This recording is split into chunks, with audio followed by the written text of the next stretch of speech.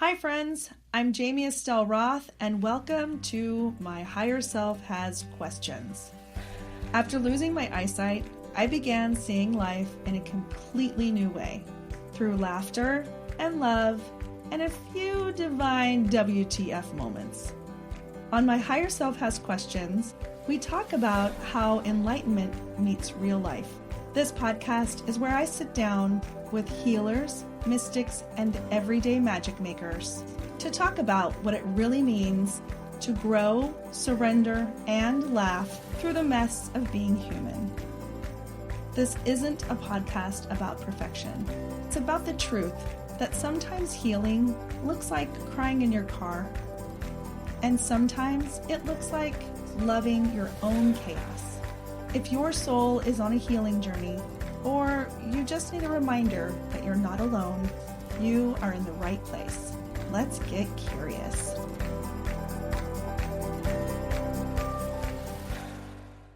Hey everybody, thank you so much for tuning in to My Higher Self Has Questions. I'm so happy that you're here today. I am also choking on my tea that I just drank, so there's that.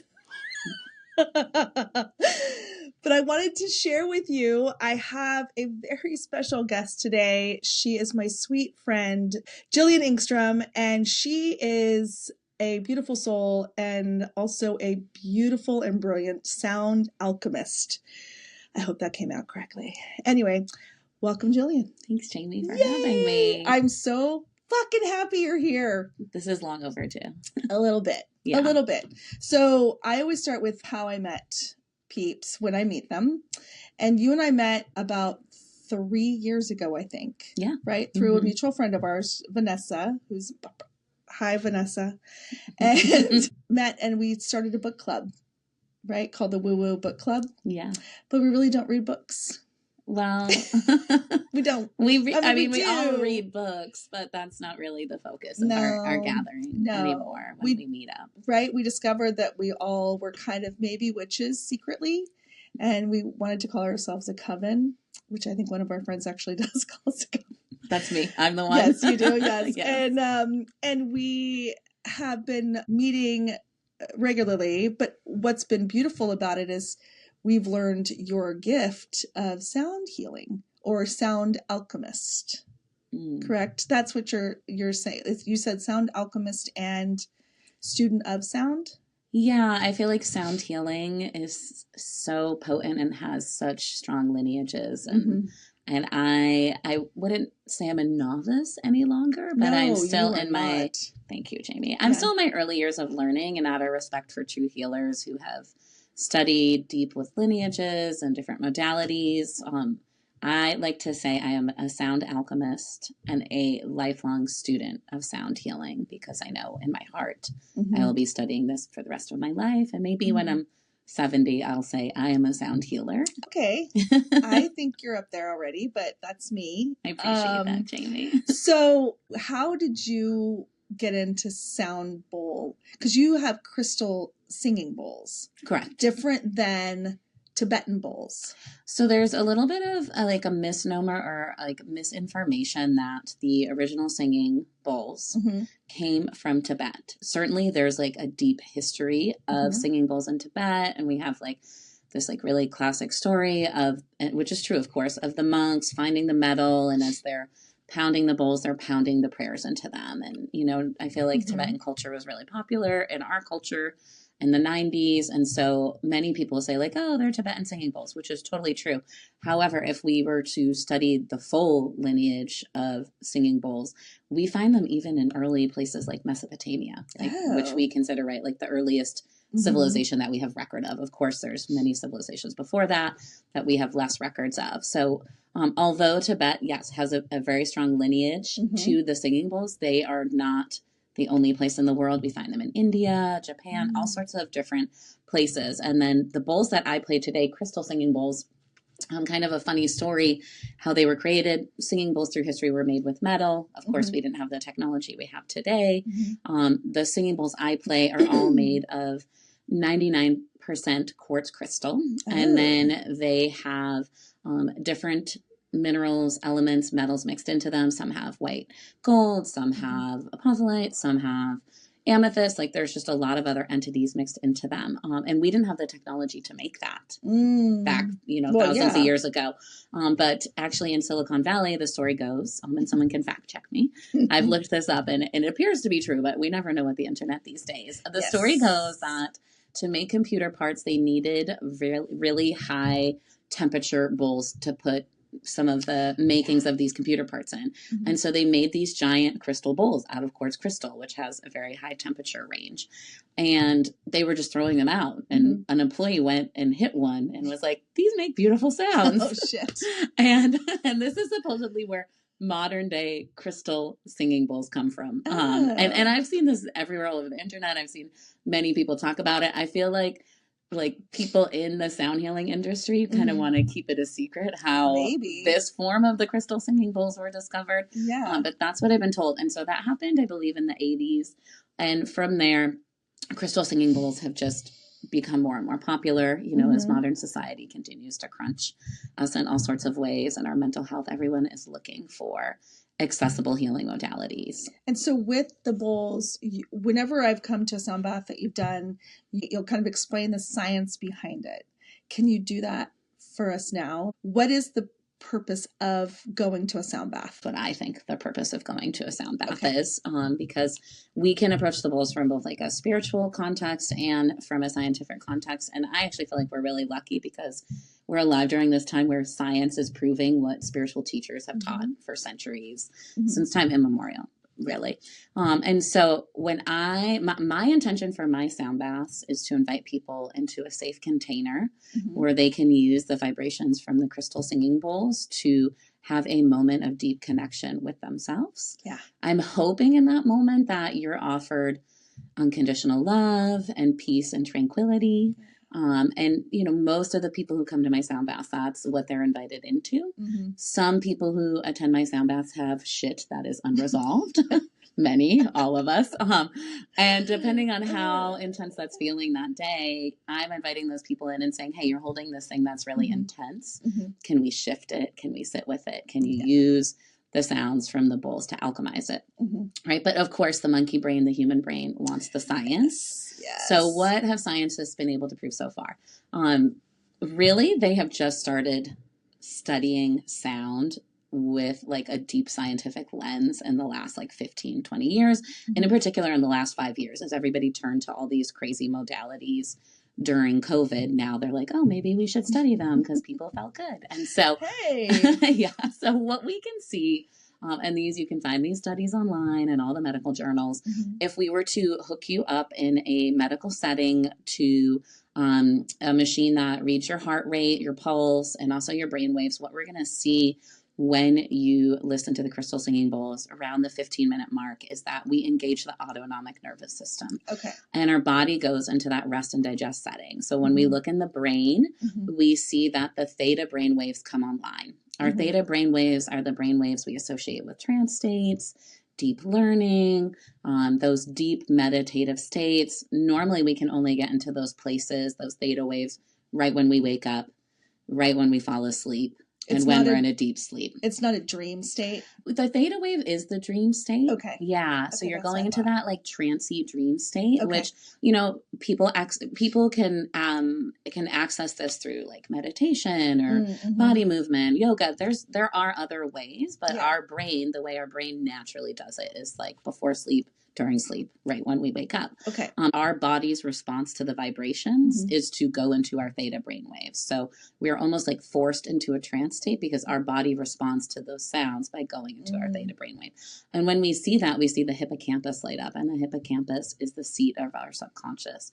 So we know we're deep into those subconscious brainwaves at that point. We could also test your heart rate, your pulse rate, your blood pressure, your respiratory rate. And we could do that before and then after we start the bowls, and we'll see that those all go into harmony. Another really beautiful thing And what a lot of people will say about the bowls, like, my anxiety went down, my pain went down, which is great. That's what we want to have happen when we're measuring the brain waves in the different parts of the brain while we're listening to the bowls. What we see is the part of the brain, and I hope I get this right, I think it's the premedial cortex, quiets down. That's the part of our brain that has anxiety. So we actually see the electrical charges to that part of the brain quiet down and diminish. Okay. And we also see that for the part of the brain connected with pain. So I have a lot of, like, we live in an area where the median age is older. So I have people come into my sound baths in really bad physical pain and leave feeling restored, because the part of the brain that receives pain quiets down. It's almost like,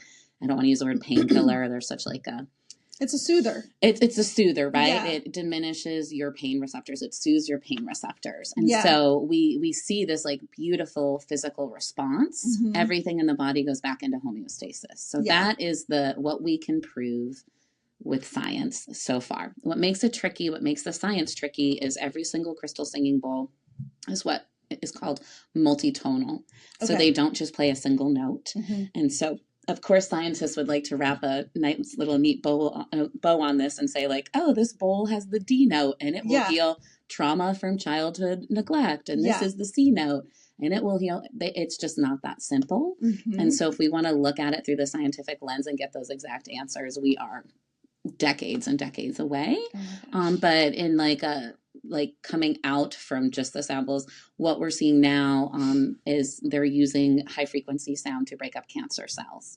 So and this is like, obviously they're not bringing in a crystal singing bowl like where we play, but they are recording instruments, putting people in these rooms that have sound padding and playing this to their cancer, playing these frequencies to their cancer. And so we're really just at the beginning of science. Wow. And that's where we have to go back to the shamans and the healers and those who have kept this lineage alive, who have told us since time immemorial, sound is healing. Yes. Sound is healing. We've had the drums and the rattles and the chanting and the bowls.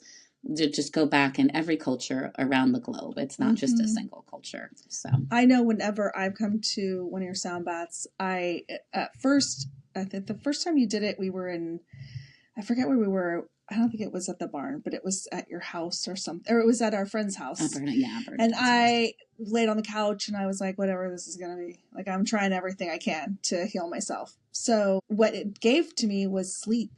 Like, I was actually able to rest at that night. Since then, though, and I've said it before, I have a little bit of a relationship with your bowls. They are my friends. And I like to lay my head 5 inches away from where you set them up. But I have found that I can finally go in to a deep meditation and get out of my brain, because she talks a lot, and really ask the questions of my subconscious and my spirit, and am shown visions, which is very cool and also a little freaky at the same time. So what I love about it is that there's a sense of calmness that can come over if you allow it. So I've known a few people that have gone and they just can't get out of their heads, right? And they're like, I don't know. But I'm like, give it a couple times, because it might not resonate right at first, but then eventually, if you allow your body to settle and your brain to settle, then you'll feel the effects that it can give you, which are good.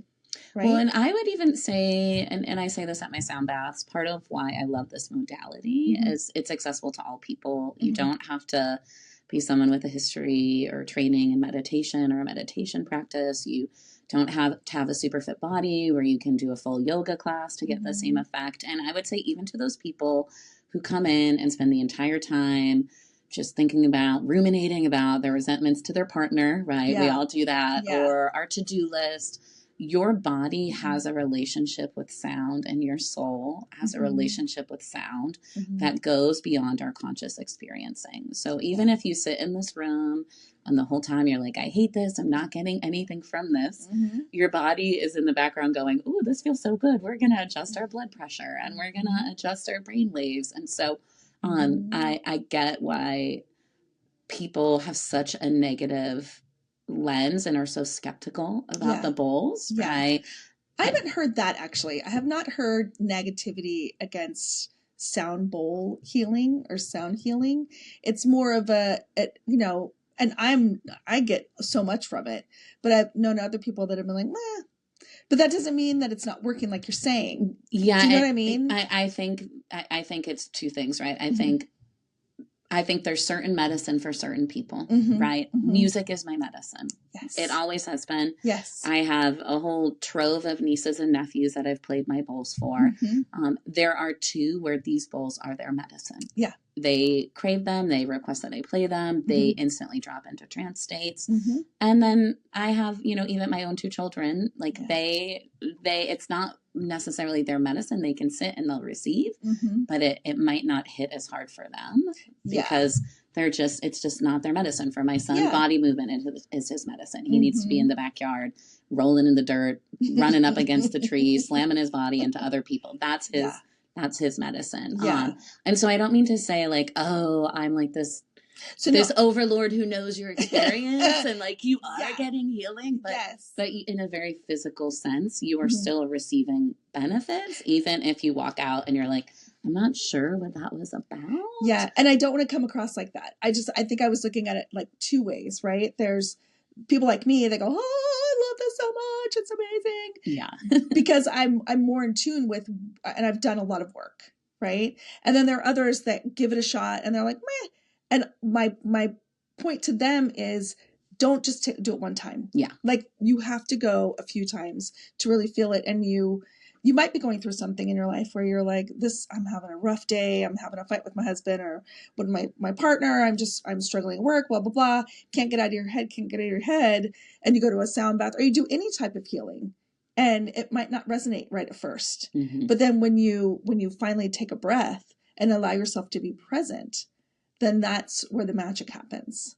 Right? Yeah, absolutely. And I think too, I want people to do it. Yeah, no, go to a sound bath. Yeah. And I also want to say, there different people hold different containers for sound baths. Yeah. And so if you've gone to one and you haven't jived with the energy, maybe the person holding the container was not a match for you. Correct. I've certainly been to some sound baths where I walked out and was like, that was not for me. Yes. And then I've been to others where I just melted into the floor and it really resonated with the words that were spoken or the instruments that were played. And so we all have a relationship to music already. We all have a song we can play that makes us cry. We all have a song that gets us pumped up. Yep. And so it's just like being open to it and trying until you get the right fit, right? A lot of us go to therapists. The first one's not the right fit. Yeah. But then we see the benefits later from another one. Because yes, please go to sound baths. Yes. It is good for you. Yes. Anything we can do to give our nervous system a moment to rest it's huge. And to your point with the music, that is part of the healing for our soul, for our body, for our mind.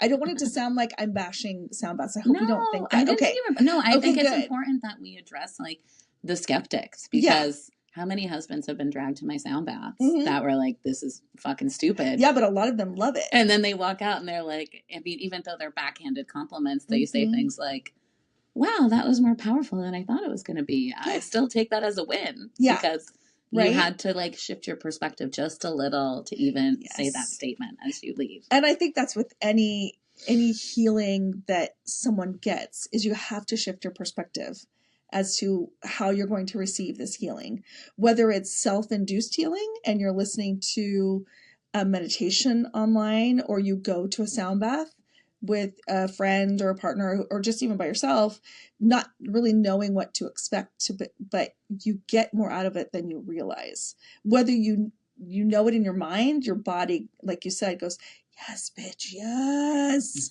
I feel it. I know mine does that. Yes.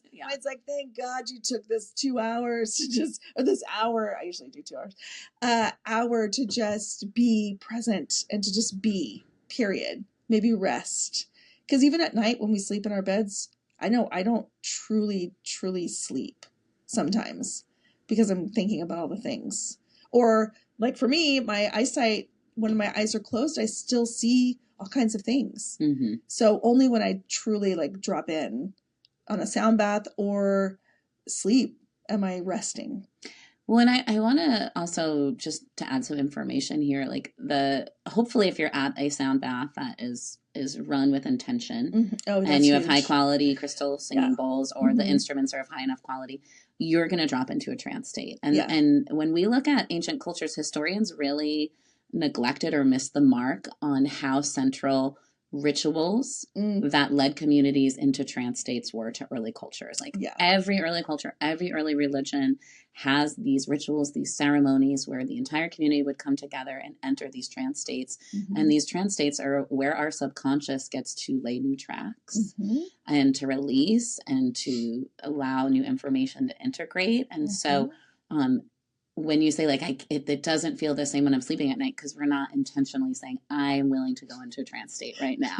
Please give me the messages and the medicine. And so that's one of the things the bowls offer. And just to speak to the science a little bit more, if you have a full set of crystal singing bowls, you probably have 2 that create binaural beats, which biohackers are all over the internet right now. Your binaural beat bowls. I think everybody loves those ones because so what happens on a scientific level, and scientists are still trying to figure this out, is depending on the hertz rating of the instrument or the bowl that is making the binaural beats, these 2 beats at once, your brain is going to respond with a certain brain wave. And the bowls that I have are attuned to the hertz where your brain responds with the theta brain waves. So there's like a very scientific thing going on where I'm giving you a sound that your brain is then going to respond in that theta brain wave where you go into the trance state, which we see children. I see my child out in the dirt, just staring up at the oak tree with like a shovel and a football in his hands, completely stoic, not moving. And he's tranced out. And I have learned not to interrupt him because children can just naturally go into these trance states. So can, like, you see really old people just on a bench staring out. They're in it too. But us in middle life, we don't have a lot of opportunity to naturally drop into trance states. And we certainly aren't doing it in bed with our cell phones by our bed and the to-do list. We're looking at the laundry pile. So it takes some intention in modern society to enter these trance states. You know what's been really cool too that I've noticed a few times when you've done them at the barn, at our friend's barn, is there will be an owl that will like hoot. You'll hear a hoot. But it's kind of cool because it's almost like you draw them in. I mean, like the owl, and I think there was a oh my God, was there a hawk that we heard one night?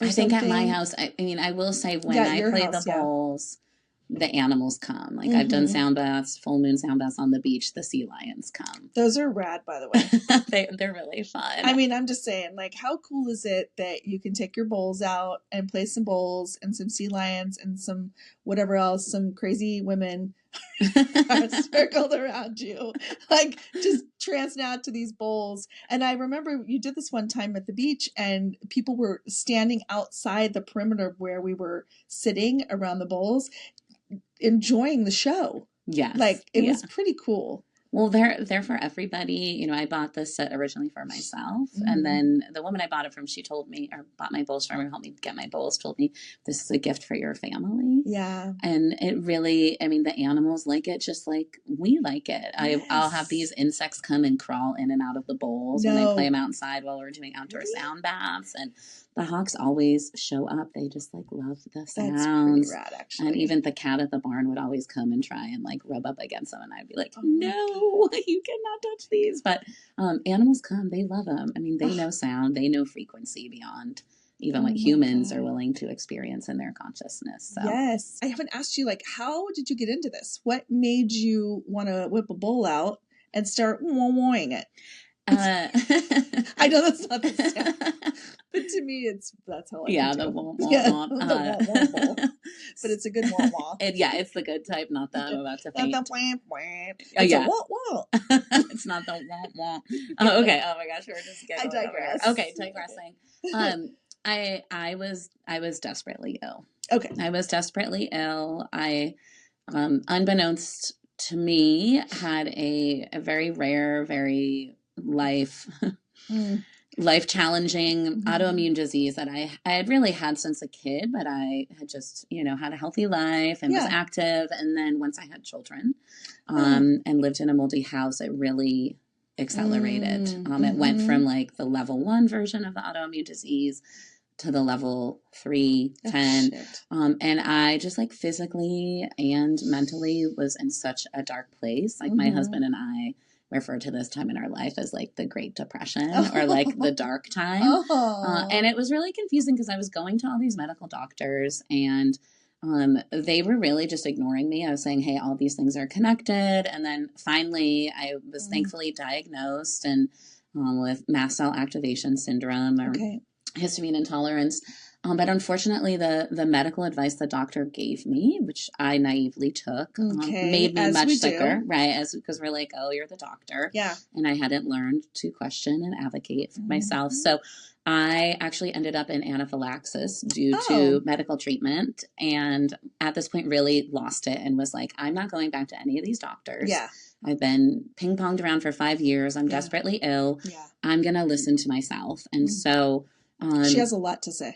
She did have a lot to say. My intuition really kicked on. And I just started like, I'd be online and I'd see something, be like, oh, that interests me. And I would follow it. And, at this time we like got a sauna and I started making sure I was like walking outside, doing these things like that are so normal, right? But like walking outside barefoot. And my midwife for my first child, she had discontinued her midwifery practice and had got a set of crystal singing bowls, and she was posting all the time online about them. And I kept seeing them and I kept getting this hit on my intuition, like you need those. And I was like, I don't know, this seems, like many people would doubt, like, is this really what I need? This seems kind of like frivolous. And unfortunately, when you look into them, they're quite expensive. They're pricey. They are not cheap because they're made of high quality. Well, they're an investment. They're an investment for you. Right? Yes. And I was just so desperate. So I told my husband, like, I really think I need a set of these bowls. Like, I can tell I need them. And he was just so also desperate and was like, we will do whatever you need. And so this woman came to my house with 13 bowls and I got to play them all. It was actually overwhelming. They're all so beautiful. And I got a set of 3. Okay. And the first night I played them by myself, I actually like sobbed because it was the first time I had felt at peace in my body and really probably over a decade. And, as a young youth, I was pretty wild and it was actually very similar to experiencing MDMA. Like that is how intense, full body, just unconditional love flooded back through my system. I hadn't offered myself unconditional love in a long time. Yeah. And I was in such an intense mental health state that I wasn't able to receive it from others. And the bowls just brought me back to that remembering. And then, within the year, I did a yoga class with a girlfriend and played the bowls, and I had been a teacher, before children, and it all just came together like, oh, you're so clearly, this is actually what you're supposed to teach. 100%. And then, it helped a lot having girlfriends that were just like, this is magic. I'm experiencing magic, and just reinforcing their experience. And so really I bought them for myself and in a time of desperation and a time of like really heightened intuition about what I needed. And there was so much more that was going to unfold that I didn't know when I bought that first bowl set. But, that the woman who sold them to me, she sat there and she said, this is a gift for your family. Wow. And I just at the time was like, and she's right. And it continues to be a gift for me and all the people I love. Do you have, I know you mentioned the binaural beat bowls, but do you have one in particular that you're drawn to more than the others? So actually it's this one up here, if it's in the shot. So that was one of my first 3 bowls I got, and it is the note that is associated with the sacral chakra. Yes. And just the sound of it, and this is where like sound healing is so personalized. That bowl to me just makes the most beautiful sound. I feel like she's my grandmother, which, people, if you're listening to this podcast, you could probably resonate with that. These bowls all have their own personalities. And she has just constantly reminded me of the unconditional love that is available to all of us, and to give it to myself and to allow others to give it and to receive it. And so, this bowl in particular gets me, and I'm not going to pick it up because it's so fragile, but we're not touching this. We're not going to touch them from behind, but, and the inside of it. So the outside, you can see it has, pink Himalayan sea salt, and then the inside is filled with platinum. So when I sit and play it, I'm looking at this like beautiful rainbow center. So, oh my gosh. But really I love all my bowls. Yeah, well, of course. Yeah, but just the one that you played more often than others? Like that's the one you're kind of drawn to due to the fact that it kind of is a grandmother bowl. Yeah, that one for me has just always really resonated. It's a little bit different when I play for a group of people. When I play for a group of people, I just try and really open up my channel and ask, of spirit, of source energy to make sure I play the sounds that are needed. And it's always different every sound bath, which bowl takes the lead, or sometimes multiple bowls are like, we need to be played, or this one needs longer. So I just try and be in the flow state of like what needs to happen and not really question it too much. Just kind of go where my hand leads me. And so you also are very conscientious about when you do like a sound bath. We're in an eclipse, you said, portal right now, which is crazy because we talked the other day and I was like, why am I so tired? I'm so tired and I'm kind of grumpy. And you're like, oh, it's the eclipse. So how does the astrological stuff like kind of connect to when you play your bowls, how it works, sound, all of that stuff? So there's certain times where like holding an energetic container is going to be more challenging based on what's going on astrologically. And so I personally don't play during the eclipse portal. Eclipses always come in twos. The portal opens at the first one and it closes after the second one. And so we just had an eclipse on the 17th and we'll have the second one on March 3rd. Okay. And during this time, people are getting karmic lessons. There is a lot of accelerated energy. Things can get really fast. They can like sudden changes, information we didn't have, but there's also a lot of instability. And I just feel like, I love holding a container for all of you, but I cannot hold your entire soul's karma that you need to process. I think when I first started, I accidentally planned an eclipse during the eclipse portal, and you were there, Jamie. I was there. People got rocked. I was actually sitting in my bowls like so dizzy, like the amount of energy swirling in that room was so intense. And so there wasn't a lot of snoring happening because that does happen. There was more movement, more fidgetiness, right? People were doing major releases, which can I hold that container? Sure. Is it something I will voluntarily hold for 25 strangers? No, it's not. So I feel like I've learned there are certain times where there's like heightened energy. I try not to hold sound baths on full moons because the full moon is also the release energy.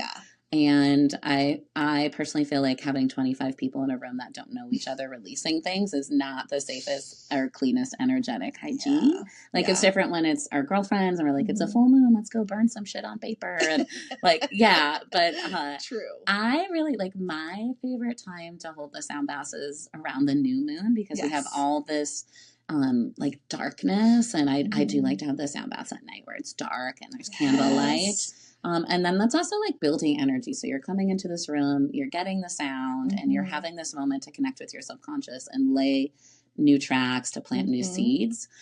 So really I would just say avoiding like anything major during eclipse season that's just my personal path. And what I've learned during eclipse seasons is like, I have enough karmic lessons of my own going on. So I'll see you after the eclipse portal. Like, let's have a post-eclipse portal sound bath and rejuvenate ourselves, pat ourselves on the back for hopefully all we've learned. That time I would avoid personally. Okay, that's good to know. So one other question I totally forgot to ask you is, I know that there are mystical properties to each of the bowls. Can you kind of elaborate on those a little bit more? Sure. So these are... But what I'm going to talk about, you're not going to find a scientific study for. Okay. You could find I don't want to. many sound healers online that will tell you the same thing. You can talk to many people who've had these experiences. And so the frequency from the crystal singing bowls are said to be so powerful that as soon as they hit your body, they go into your auric field. Ooh. And so when we are in these trance states, we've entered actually all of our lifetimes through this biofield, this auric field that's around us. Okay. And I personally feel like these bowls allow you to travel into different dimensions, into I agree. different times. And so we get that first hit, the sound hits this, what scientists would call the biofield, what spiritual people would call our aura or auric field. Okay. And then from there, as the crystals, the frequencies of the crystals are said to have the same frequencies as pure water. And so, because everything has a frequency, right? We know this. Everything's energy. It has a vibration. It has a frequency. And so when our body hits that, when the frequencies hit our body, it signals every cell in our body to go back into that original pure water harmony. Okay. And so once we're in that state, we become more open to what is the truest essences of being human, right? Interbeing, love, connection, all that stuff. From there, and many people will say they've had these experiences. I do think that the bowls call in our light teams. There has been many spirits. There's been many guides that come in. Yeah. And again, we can't find this in a science book, but there's something about the frequencies of the bowls that thin the veil. And if you set intention and call your light team there, they will show up. The angels love it. And so there's that whole part of it. And then we're proving this part with science that you've tapped into your subconscious, right? Yeah.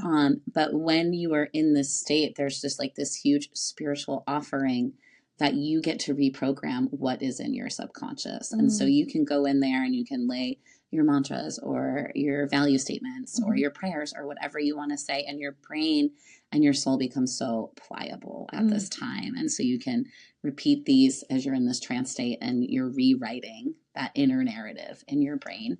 And then from there, when I think about the spirit level, because you're in that nervous system setting, that rest and digest, we're already more open to spiritual messages. You're not going to get spiritual messages when you're in fight or flight, or maybe you will to save your life, but you're not going to have that stillness to get those deep downloads. No. And I've witnessed in my own self and my girlfriends and people who've attended my sound baths, is it gives you an opportunity to release energy that's been stuck in the body. Right? So many of us have heard of the book, The Body Keeps the Score, right? We have these memories, we have these experiences. Our body doesn't know what to do with the trauma. We're not allowed to rage or shout or cry in those moments. And so we internalize them and trap them in different spots of the body. And so people will have these experiences where they'll feel tension in a certain part of the body. Yes. And I tell them, just like a masseuse would, to breathe through it, because your body has saved a memory in that spot. And it's releasing it, which is really intense for some people. So sometimes you just have to breathe. If we look at the actual music notes ourselves, and the chakra system, just like really quickly, if you don't know what the chakra system is, please. It's considered like an Eastern belief system that we have these energy centers in our body, our 7 main ones running along our spine, from the bottom of our spine all the way up to our crown. And so each of the bowls has a note, a music note. And in this tradition, each of these chakras, these energy centers, are associated with a note. And so my bowl set has a note for each of the chakras. And so when you come into the sound bath and we're playing all these bowls together, you're actually recalibrating these energy centers. So the bowls are like pulling all this beautiful energy into each of these centers. And then depending on how I'm playing the bowls, they can also pull energy out of them. So when I'm playing the binaurals, I'm playing them in like the opposite direction. So one's pulling it in, one's pulling it out. And so you get this this realignment of all the energy centers in your body. People will say like, I was buzzing after for days. And you'll notice too, that when you've had a sound bath and you like go back out into the public or normal society, people look at you and they're like not sure why they're looking at you, but they're hitting that energetic field that you've formed around you. And so few of us are in like a beautiful, intentional, energetic state. So when other people experience that, they instantly are like, whoa, what's up with that person? What are they doing to help themselves? Totally. Like the animals come to you, the dogs come to you, people want to come be by you because they're like, ooh, this feels yummy and safe. And like most of the people out here do not feel this way. And so in that way, I feel like you become almost this like beacon of light where other people hit your auric field and are like, ooh, I could resonate with that. So it's really interesting. I feel like since playing my bowls, like more like young hot guys look at me and are like, why am I looking at you? You're like an old mom. And I'm like, I am, but my energy is feeling good for you, you know? First so I of always all, have a little chuckle. You are not an old mom. You're gorgeous. Oh my God. And that's rad. I just like laugh. I'm like, they have no idea what's at play right now. They're like, who's this random old woman with her groceries and her children? But her vibe feels good. But it's your light. Your light is young. Like it never ages. Right? Yeah. So that's what they're seeing. They're seeing your light without even realizing that's what they're seeing. Yeah. So, and you radiate beauty without the outside stuff, right? You don't have to worry about it because it's all inner beauty and outer beauty for you. Does that make sense? Yeah, totally. Am I totally talking out of my ass? No, I like it. Yeah. Like, oh my God. Okay. So that's why whenever I get done, I go to sleep hard. And I think I mentioned that earlier. Like I'm 90 nights after a sound bath with you, but I also have visions. I'm also on those separate planes when I'm in the trance or in the sound bath. But that took me a minute to get there. The more times you hear a particular set of bowls, the easier it is for you to go into the trance state because your body remembers it. It's like anything you practice, right? Yeah. My kid's learning baseball. The more times he throws the ball, the better he's going to be at it. And so, yeah, if you've gone to multiple sound baths with a particular sound healer, you have easier access because you've already trained your brain to go, oh, this sound means I get to go travel out into the multi-dimensional realms. I do. I actually lay there and I think I say in my head or in my spirit, I'm like, okay, what do you need to show me? What do I need to see? What do I need to see? Sometimes I'll see visions. Other times it's just conversation and I get a little irritated because I'm like, I want to see something. But yeah, no, I think that there's a lot of validity to what you're saying. And I don't think there needs to be science because magic is just what it is. It's magic.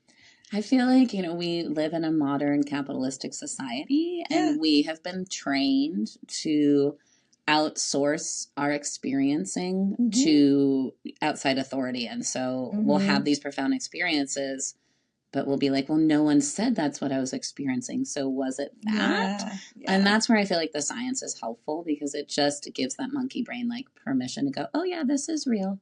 Yeah. Even though I know it's real and you know it's real, the brain wants to know without a doubt it is real. But how cool would it be if people actually listened to their bodies for once instead of their brains when they're not in a survival, fight or flight, right? They're just in a present state of mind, like to listen to your body and go, this feels kind of weird, or oh God, this feels so good, right? Instead of thinking, should it feel good? Should it feel weird? I don't know.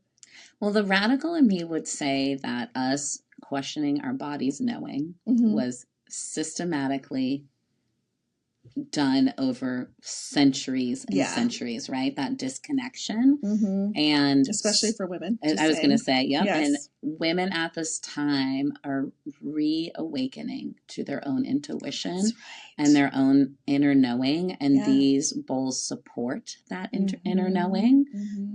And I will say it's mostly women at my sound baths. Yeah. Shout out to all the men who attend. My all husband the men who loves it. He does. Yeah, he loves it. He does. A lot of men are dragged there by their partners and then realize they also really can benefit. Yeah. But I feel like for women, we have been so indoctrinated and trained to shut off that body knowing, and these bowls bring it back online. And that's why sometimes people have an intense experience because they drop into their body and go, oh shit, I have not been in a great place. And And how do I fix that? Yeah. Come back to a sound bath. Come back and nothing's a silver bullet, right? No. Everything takes integration and practice. So I don't want to mislead people and tell them, oh, you'll come to a sound bath and you'll be cured. No. But you'll have a moment to connect with the most sacred parts of yourself and to be reminded what it is to be in harmony and to be in a place of unconditional love, even for our shadow side in those moments. Could it be also like getting a glimpse into the mirror of what you truly are deep down? Right? You get a peek as to your true light and your true being going, I'm right here and I love you. Yes. All of that. Back. All of that. I had a gentleman I sometimes give sound baths at my husband's office for his employees just because I love them. And he said to me after his first sound bath, that was like a massage for my soul. Oh, I love that. I feel like it's so spot on. And I love having like the masculine language of how like a more masculine identifying person would experience it, like a massage for my soul. I'm like, great, that's great. Right? If that's how you felt, that was a success. And that will be the tagline for this podcast. Right? Don't you think? Massage for your soul. Massage for the soul. I love it. Where can people find you? So currently you can find me on Instagram. Okay. Yeah, this is a passion project of mine. It's very slow moving. I'm a mother of 2 boys, so I'm just fitting this in where I can. And so you can find me on Instagram. My handle is Peninsula Sound Circles. Perfect. And you'll see my name on there, Jillian J. Engstrom. So you can always find me on there. And I do also have a mailing list, which is just Peninsula Sound Circles at Gmail. So you can always just shoot me an email and I can add you to that. And that tells of where your sound baths are, when you do them, and all that, and how to just connect with you in general. Because if someone wanted to have you come to their home and do you do privates? So I've been taking a little winter break. Good, as you should. As you should. I'm just putting it out there just in case, like. You know. I mean, like privates, I haven't been as open to them in the past. What the privates that I think I'll be opening up for this spring, and we'll put on the podcast. I've just been marinating on this. Is I'm offering time slots for women to have like girlfriend parties, birthday parties, and you can pay me to come privately give a sound bath to you and your circle of friends because I do feel like there's a deeper medicine to these bowls when they're played in rooms of people who deeply know each other and are deeply connected, because you can go to that level of vulnerability that you can't necessarily go to. More, I do publicly offered sound baths, so once a month here in Carmel. I play at this beautiful barn. Anybody can buy a ticket. I usually cap it at $25. You come in, we do a beautiful guided meditation. I play the bowls for a full hour, and then I send you on your way to hopefully go out and bring your now beautiful frequency into the world. Right, your calm Yes. Okay, but people can find you on Instagram and through email. Yeah. Okay. I'm so happy you were here. Thank you. Thanks for having me, Jamie. This is so fun. You were another person I was like, I must have Jillian on because I love your sound. Well, and I love you, of course. Well, I love you, and I love every sound bath that we have together. I know. I might have a special spot in the front row, too. I'm always like, my pad is out. I'm like, oh, there's my spot. So thank you for that. Wow. Thank you for being here today. Thanks, everybody, for listening to My Higher Self Has Questions. Thank you, Jillian, for being here. Thanks, Jamie. And look forward to seeing you guys next time. Remember to follow us on Facebook. We have a page called My Higher Self Has Questions, and we will have all of Jillian's information at the link to the podcast. And then to close us out for this very special podcast, Jillian has agreed to play about 5 to 10 minutes of her beautiful crystal bowls. So I hope you enjoy as much as we did. Have a wonderful day. See you guys soon.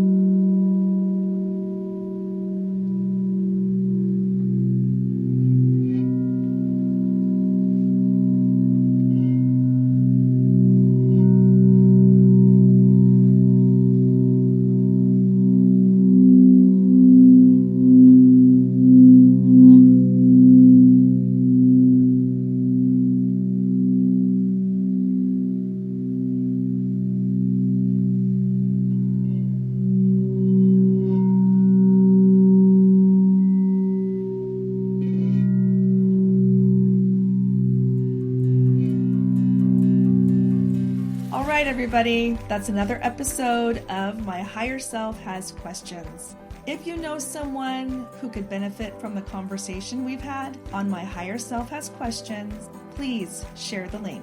You can find me on all socials at Jamie Estelle Roth or at jamieestelleroth.com, where I share my Rebel meditations, podcast updates, and a few jokes about my questionable adulting. Until next time, keep laughing, keep healing, and remember, your higher self already has the answers. I'm just here to ask a few more questions.